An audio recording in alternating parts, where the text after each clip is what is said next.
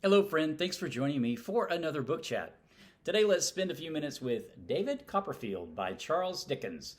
This book was originally published in 1850 in book form. As was typical of the Dickens novels, it was published serially before that, but in book form it appeared in 1850.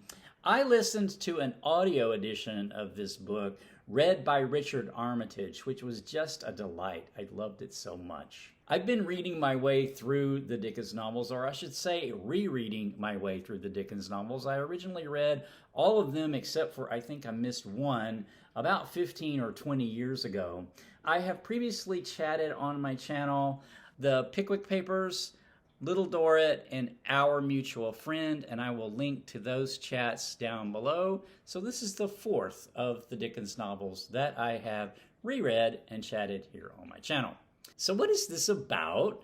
It's essentially a story of David Copperfield's life. It's told by David Copperfield himself in the form of kind of a memoir as he's looking back over his life. It starts with his birth, which he describes as having been unlucky. He was born on a Friday at midnight, and there were some other signs that was pointed to the fact that he was going to have an unlucky life. So we, the reader, get pulled into this right away like, oh no, I want the boy to have a good life. But, how did that turn out for him? We discover through the course of the book he has some very good luck, and he has some very, very, very bad luck too along the way, like most of us, right? Because that's kind of what life is. So spoiler warning here, I'm not going to give away anything that I think would detract from a first-time reader's experience with this book. It's a difficult book to chat because the fun thing about Dickens novels is the eccentric characters that are in the books and then the intertwining plots among those characters. It makes a very entertaining read, but it makes a very difficult book to figure out how I'm going to approach to chat it because there's so much that we could talk about. But I am going to be careful not to give anything away that I think would detract from a reader's experience. So I thought how I would do that is just go through a summary of the main characters. There's others. So in young David's life, main characters here are his mother initially. His father has passed away before he was born, so he never knew his father. His mother has a servant named Peggotty that is a very important person to David. Peggotty's very devoted to David's mother and to him. And then as their fortunes shift, Peggotty really sticks by them both through thick and thin. David's mother eventually remarries a man, Mr. Murdstone, who becomes then obviously David's stepfather. Mr. Murdstone brings his hateful sister, Miss Murdstone, to live with them, and Peggotty's brother lives in a nearby town. So Peggotty actually takes David really early in the novel to visit there in this place, Yarmouth. It's a seaside town. So Mr. Peggotty has assembled a little family of his own, a young boy Ham, a young girl Emily, and a widow of one of his friends, Mrs. Gummidge. They all sort of live there as a family, and I'm going to talk a little bit more about them here in a bit. But David's fortunes shift, as I mentioned. He eventually gets sent to the school. He has a run-in with his stepfather, Mr. Murdstone, and he ended up biting him during this run-in, and that's when he gets sent away to this boarding school. So when he gets to the school, he finds out he's going to have to wear a placard that lets everyone know that he bites. Suddenly, I came upon a pasteboard placard, beautifully written, which was lying on the desk and bore these words, "Take care of him, he bites." It's kind of funny, but it causes him no end of trouble here at this school with the other boys. But while he's at this school, he meets some really important friends. First is Steerforth, his kind of a charming, handsome boy that all the other boys sort of idolize, especially David. The teachers also favor him, so he's sort of like the golden boy, right? Steerforth ends up having, let's just say, a huge influence on the rest of the book. David meets Tommy. Tommy Traddles is a very good-natured boy. He gets sort of abused because of that by the very strict owner of the school and others. He also meets the Macaubers. He's renting a room, or he has had a room rent for him. He's a young boy still at this point, and he lives with the Macauber family. And the Macauber family are always in debt. They're always on the verge of being sent to debtor's prison. Mr. Macauber has this saying in the book: annual income £20, annual expenditure 19 and 6, result happiness. Annual income £20, annual expenditure £20 6, result misery. Yeah. Mr. Macauber, though, doesn't appear to be able to learn this lesson because he's always in debt. So then eventually David's fortunes change again. Mrs. Creakle tells him, "You are too young to know how the world changes every day," said Mrs. Creakle, "and how the people in it pass away. But we all have to learn it, David. Some of us when we are young, some of us when we are old, some of us at all times in our lives."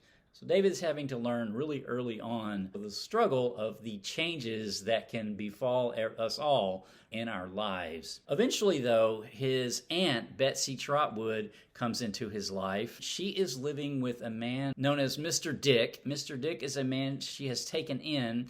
Mr. Dick is working on a memorial, but Mr. Dick constantly gets distracted by King Charles's head, the King Charles that was beheaded. And so Mr. Dick has a hard time focusing on that task. He also has a big giant kite that he flies. He's a very eccentric man, and Miss Trotwood has taken him in because otherwise he was going to be institutionalized. So they form a little family. So the villain here in this particular Dickens novel is Uriah Heep.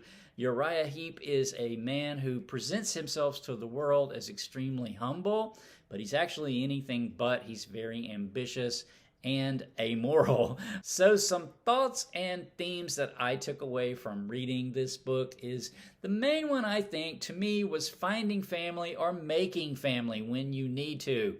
David and Peggotty become a family with each other. Mr. Peggotty, Ham, Emily, and Mrs. Gummidge. Mr. Peggotty took in Ham and Emily. They were orphans, and Mrs. Gummidge was a widow, but they make a nice family. And then Miss Trotwood has taken in Mr. Dick. They are a family.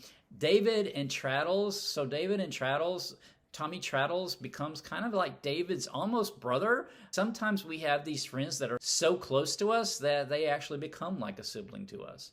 And then the Macauber family is an example of a family. They're a married couple, sort of a more traditional family, but they stick with each other through thick and thin. Mrs. Macauber is constantly saying she would never leave Mr. Macauber. She does not care.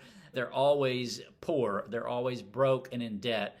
She's going to stick with him. The Steerforth family is another family that was kind of made, but they don't have the same love. They don't have the same connection that the others do. So that's a sort of a opposite there. And then I think another theme here is good marriages and bad marriages.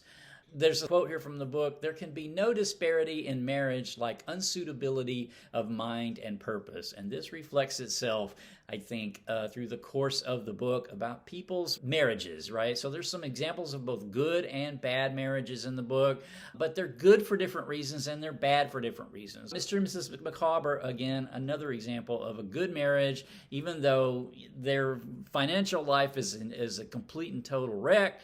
Nevertheless, they are a happily married couple.